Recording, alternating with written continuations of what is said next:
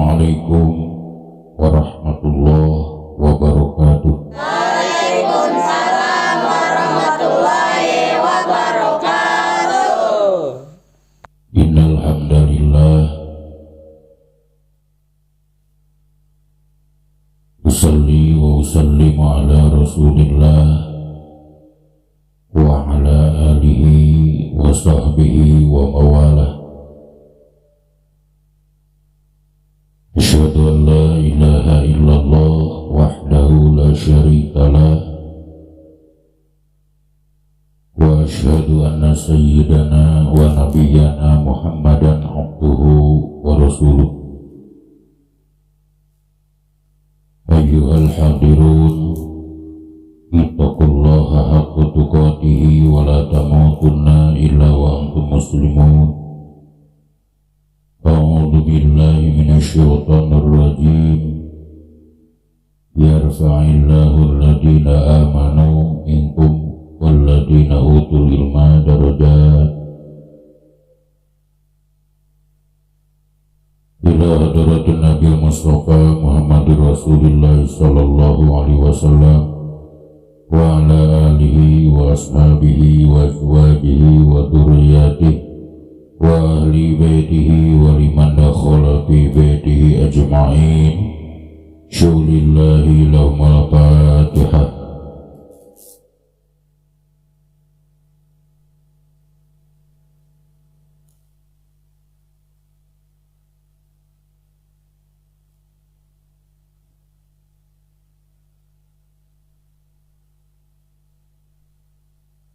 Wa ila arwahi abaina wa ummahatina wa sadadina wa jaddatina wa masyayikhina wa saymasyayikhina khususan Haji Muhammad.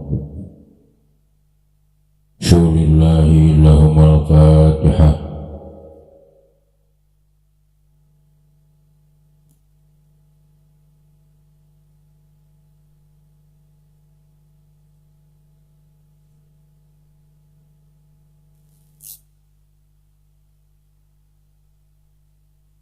Wa ila mu'allifi hadal kitab ila hadrati Syekh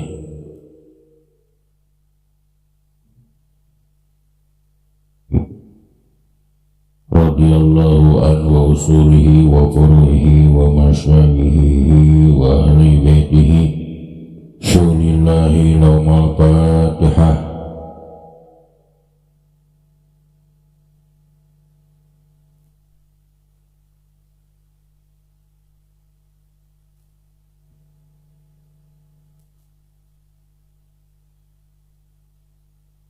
Allahumma salli ala Sayyidina Muhammad. Allahumma salli wa sallim wa radiyallahu ta'ala an kulli sadatina ashabi Rasulillahi ajma'in, amin.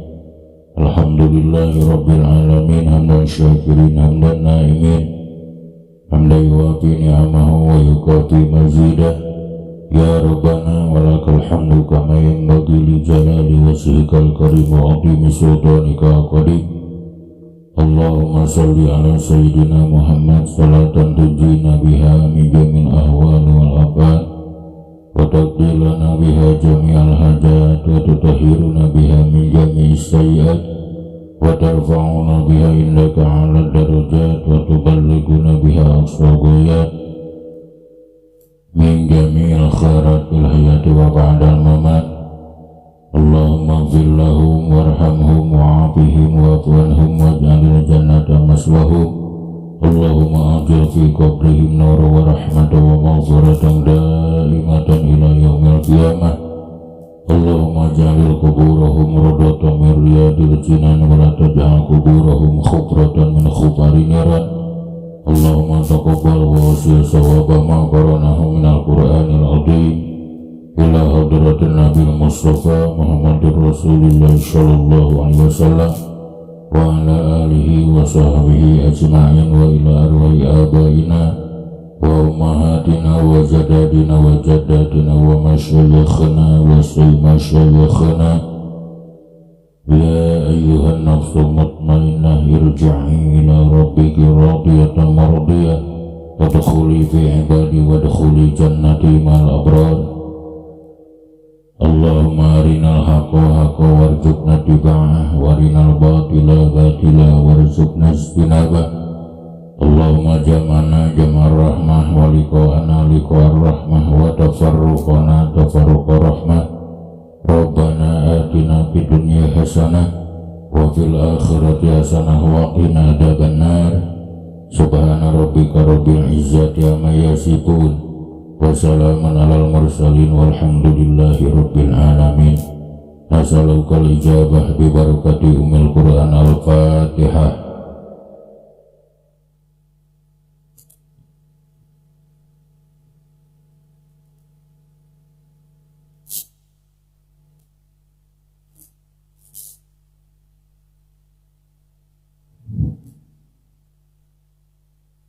Maka tinggalan sana. Bismillahirrahmanirrahim.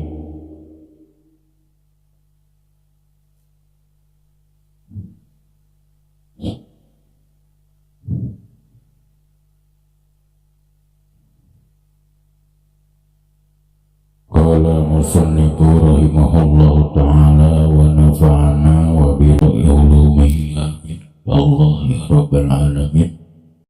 Qauluhu aridauhanana mustannif Syamsuddin Lapa di Syamsuddin kasamsi tegesna saperti panampoe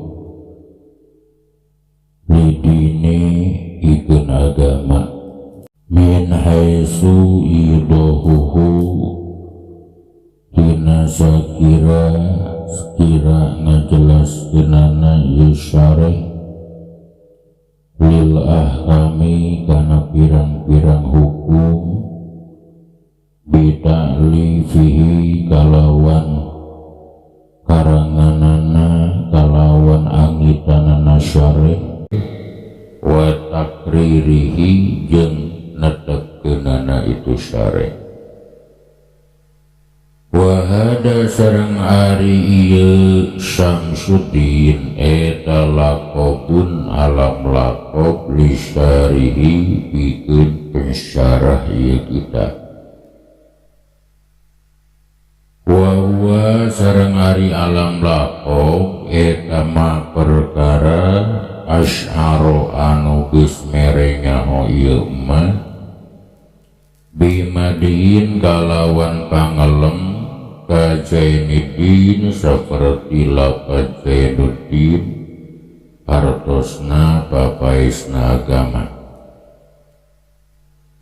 awdamin atawa panyasaan pinnakoh seperti lapad anpun nakoh artina irung onta.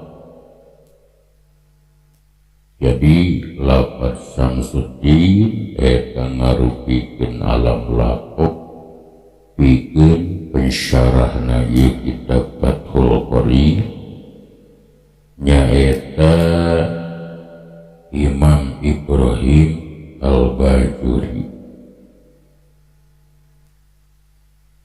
Pain gila mangkala mun diucapkeun lima karena naon Kudima geus diheulakeun naon al-laqabu alam laqab ma'a annahu sarta sanyanyana itu alam laqab eta yajibu wajib naon takhiruhu ngahirkeun alam laqab anil ismi tina alam isim sinatan karena arah-arah ngaraksa kama seperti perkara kala parantos ngadawuh Imam Ibnu Malik fil khulasati dina kitab Al-Fiyah wa akhiran da'in siwahu sahibah lapad wa akhiran da'in siwahu sahibah wal muradu sareng ari anu dikarepkeun bisiwahu kalawan salian ti itu. Wal muradu sareng ari anu dikarepkeun bisiwahu kalawan salian ti itu alam lakup eta khususul ismi kahususan alam isi. Walida kusabab itu kala parantos ngadauh Imam Ibnu Malik fi ba'di niskhatiha dinasapali nisahna itu khulaso taj'al akhiro idas man sohiba anak kana bet wa daj'al akhiro idas man sohib. Wahadihin niskhatu jeung ari nisha ya ari itu niskha eta al aula anu leuwih utama lianau karena sanyana kalakuan eta idaz jamaah di mana kumpul naon Allah qabu alam laqab ma'al kunyati sarta alam kunyat kunta kabuktian anjeun eta bil khiyari kalawan milih-milih bita kedimi ayyima dina ngaheulakeun mana wae itu laqab sareng kunyat sita anu karepankeun. Wakada jeung etanya gitu deui hidajtama di mana kumpul naon al ismu alam isim wal kunyatu jeung alam kunyah. Jadi ceuk eta keterangan naon sababna alam laqab miheulaan alam isim. Sementara saur ilmu di mana kumpul alam laqab jeung alam isim maka wajib ngaheulakeun alam isim mandeurikeun alam laqab. Berbeda di mana kumpul alam laqab jeung alam kunyah eta bebas bade mayunkeun alam laqab mandeurikeun alam kunyah mangga bade mayunkeun alam kunyah mandeurikeun alam laqab teu sawieu. Oke, di mana kumpul alam isim jeung alam kunyah eta masih kene bebas bade mayunkeun isim mandeurikeun kunyah mangga bade mayunkeun alam kunyah mandeurikeun alam isim teu sawieu. Uji dijawab naon bi anna dalika kalawan sanyana matur ngaheulakeun alam laqab mandeurikeun alam isim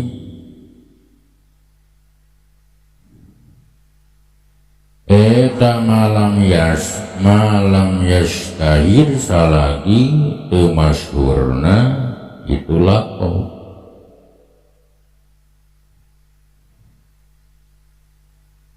Wa ila sareng lamun teu lam yastahir jaja menang naon takdimuhu ngaheulakeunana alam laqab kama saperti katerangan fi qouli ta'ala anu aya dina dawuhan Allah Ta'ala Al-Masihu Isa banu Maryam ayat Al-Masihu Isa banu Maryam Al-Masihu alam laqab Isa alam isi ternyata alam laqab dipayunkeun mandeurikeun alam isim karena alam laqab ieu masyhur. Eta jawaban musannif. Jadi saur musannif pangna saur syarih pangna alam laqab dipayunkeun mandeurikeun alam isim samantara saur katerangan dina alfiyah di mana kumpul alam laqab jeung alam isim maka wajib ngaheulakeun alam isim. Jawaban musannif nu kahiji sabab alam laqab masyhur Jadi wajib sote dipanderikeun alam lakob lamun alam lakob teu masyhur. Tapi lamun alam lakob na masyhur maka meunang ngaheulakeun alam lakob maneurikeun alam isi.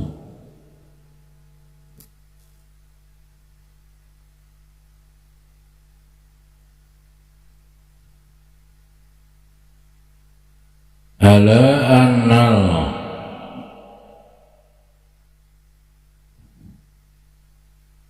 mu'arrakhina di atas sanyanyana penulis sejarah kabeh eta layubaluna henteu peduli sadayana bitakdimil laqabi kalawan mayunkeun alam laqab alal ismi mandeurikeun alam isi. Fal wujubu sareng ari kawajiban ngaheulakeun laqab maneurikeun isim eta innama huwa angin pasina ari itu wujub anu ngawajibkeun ngaheulakeun alam isim daripada alam laqab eta indan nuhat munggu ulama-ulama ahli nahwu. Qauluhu ari dawuhanana musannif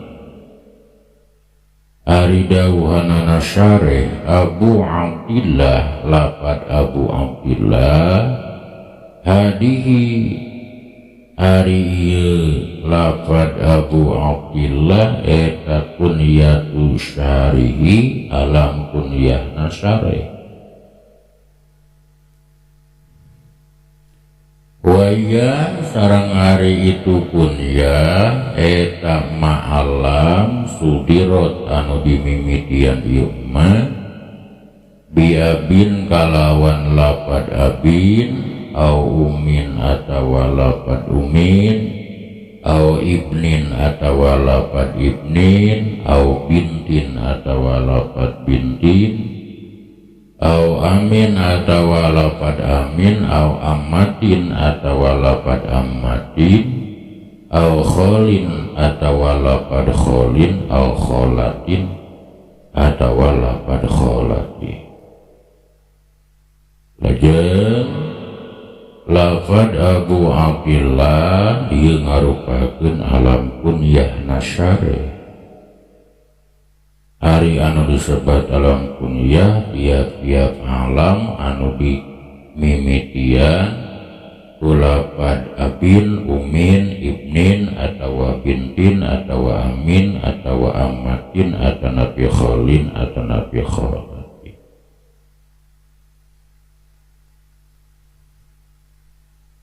Wa qaluhu sara ari dawuhanana syarih Muhammad lafad Muhammad ismuhu jenenganana syarih al-karimu anu mulia. Wa qaluhu jeung ari dawuhanana syarih Ibnu Qasim lafad Ibnu Qasim sifatun eta jadi sifat li Muhammadin pikeun lafad Muhammad. Wa qasimu sareng ari qasim eta ismu abihi jenengan ramana itu syarih. Wa hamzatu ibni jeung ari hamzana lafad ibni eta tudaku sok dibuang itu hamzah.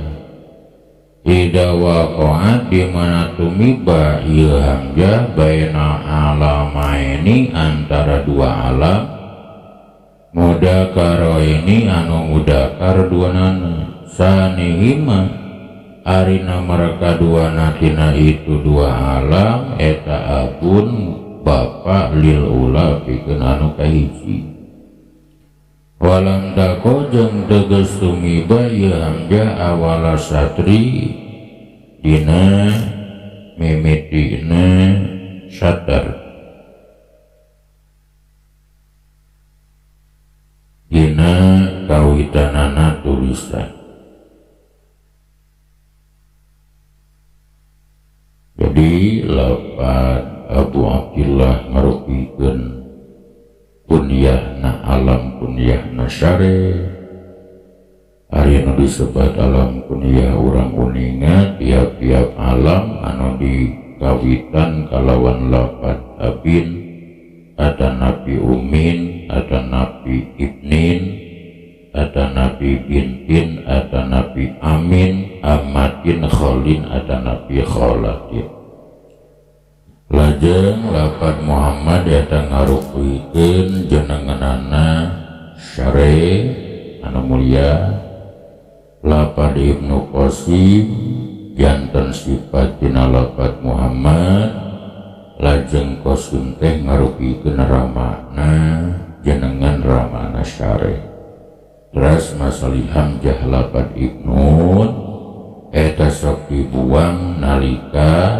tumiba ada nabi nalika kadempet antawis dua alam dua nana mudakar samantara nu kadua ngarupikeun rama dina alam nu kahiji sareng teu tumiba eta hamzah dina awal serata qauluhu ari dawuhanana musannif asy-Syafi'iyyu lafaz asy-Syafi'iyyu nisbatun edate nisbat lil imam Syafi'i pikeun Imam Syafi'i radhiyallahu ta'ala likaunihi karena ayana itu syareh eta kana aya itu syareh eta yata'abatu sok ibadah syareh ala madhabi nadepan kana madhabna Syafi'i wa nisbatu jeung ari nganisbatkeun ila Syafi'i ka Syafi'i eta Syafi'iyyu lafaz Syafi'iyyu la Syaf'awiyyu lain lafaz Syaf'awiyyu wa in qala jeung sanajan geus nyarios bihi kana lafaz Syaf'awiyyu sahabaduhum sapalihna ulama lianal qaidata karena sanyana qaidah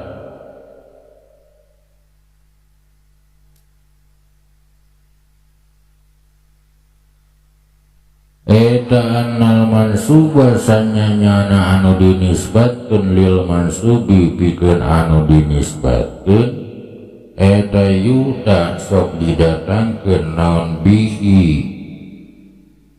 ieu mansub ala suratil mansubi ilaih nadepan kana rupa anu dinisbatanana lakin badahan fil ya'i tetapi dina sabada ngabuang iya minal mansubi ilaih dina mansub ilaih wa isbati badaliha jeung natapkeun gagantina iya fil mansubi dina mansub walida sareng kusabab itu qala parantos ngadawuh Imam Ibnu Malik fil khulasati dina kitab Alfiyah jantan dina ieu kitab Syarah Fathul Qorib meta kitab Bajuri seueur ngamuat keterangan-keterangan anu disanadkeun kitab Alfiyah wa mitlahu mimma hawahu khdiqwata lapat bet wa mitlahu mimma hawahu khdiqwata qauluhu ari dawuhanana musannif tagommadahullah lapat tagommadahullah ay gomaro tegesna mugi nyumarambahan Allah ku kasyare wa amma jeung ngumumkeun jeung ngaratakeun Allahu kana itu syare liana talmida karena sanyana abid bil asli dina asalna eta idkhalu saifi ngasupkeun pedang fil gomdi dina sarangkana wal muradu jeung ari nu dikarepkeun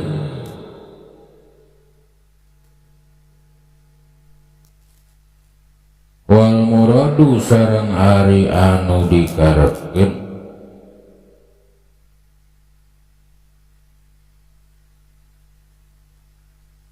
minhu dina itu tagmid eta lazimuhu lazimna itu talmid wa huwa itu lazim eta tamimuta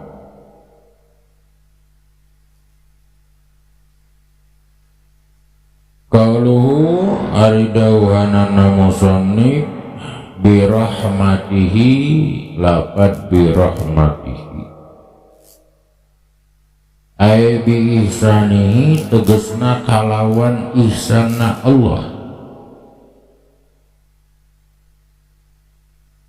wa pahia mangka ari itu rahmat ala hada natepan kana ye ihsan eta sifatu fi'lin sifatnya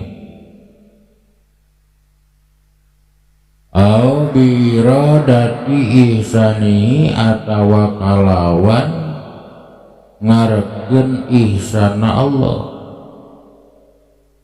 Kaya mangkari itu rahmat ala hada natepan kana itu iradati ihsan eta sifatu datin sifat nadat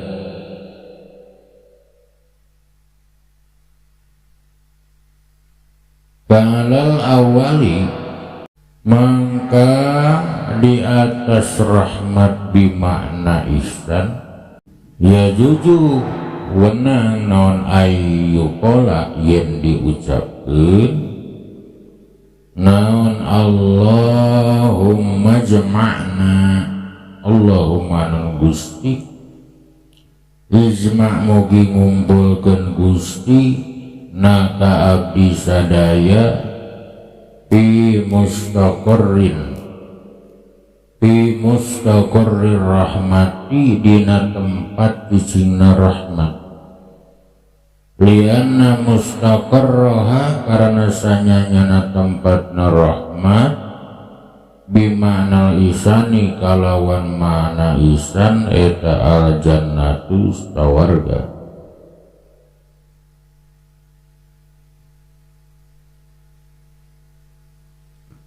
walasani jeung natepan kana makna rahmat anu kadua laya juju henteu meunang naon zalika itu Allahumma jama'na lianaha karena sanyanyana rahmat bihadal mana kalawan ieu makna eta qaimatun anu tumetek bidatihi kalawan dat Allah ta'ala maha luhur Allah lajtima'a kaya kumpul eta mawjud biha dina itu rahmat warahmatu sareng ari rahmat fil asli dina asalna eta riqatun jorojoy fil qalbi dina hate tak tadi anu netepkeun ieu riqah atafadula kana maparin kurnia wal isana jeung maparin kahadean wa hadal makna jinareng ari ieu makna eta mustahilun anu mustahil fi haqqihi ta'ala dina hakna Allah ta'ala bi'atibari mabadaihi kalawan nga'itibar mimitina ieu makna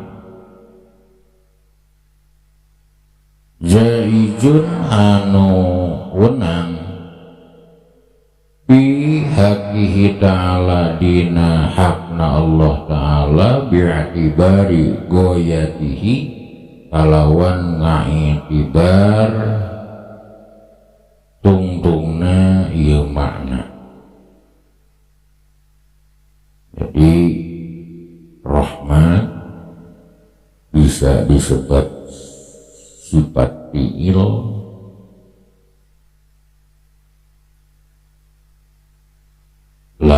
dimanaan eta rahmat kalawan ihsan. Lamun dimanaan eta rahmat kalawan ihsan. Lamun dimanaan rahmat kalawan iradati ihsan disebut sifat zat. Lamun rahmat dimanaan kalawan makna ihsan tugasna sifat fi'il, maka menang urang ngadua Allahumma sema'na fi mustaqarrir rahmah lianna mustaqarroha bimana ihsan alja. Tapi lamun rahmat dimanaan ku makna anu kadua iradati ihsan anu sok disebut sifat zat, maka teu meunang doa anu neme.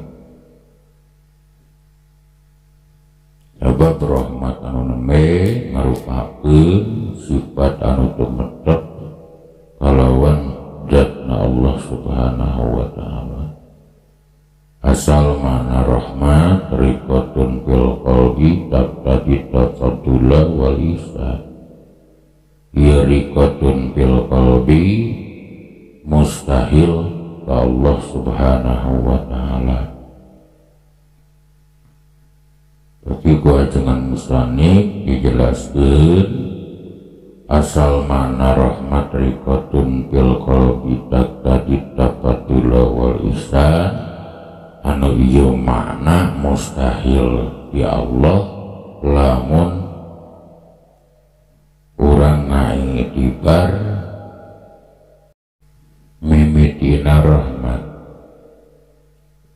Lamun urang ngaitibar mimitina ieu makna rahmat, tapi wenang dina hak Allah Ta'ala lamun urang ngaitibar goyahna eta makna. Kaum muslimin wal muslimat anu mulia pangaosan ta'lim urang dina ieu kasempetan sakitu, mudah-mudahan aya manfaatna nu raresna ti Allah sinareng ti Rasulna nu lepatna tina kabodohan wa isim kuring. Mugi-mugi kenging pangapura Allah Rabbul Alamin. Rabbana atina fid dunya hasanah wa fil akhirati hasanah wa qina adzabannar. Wassalamualaikum warahmatullahi wabarakatuh.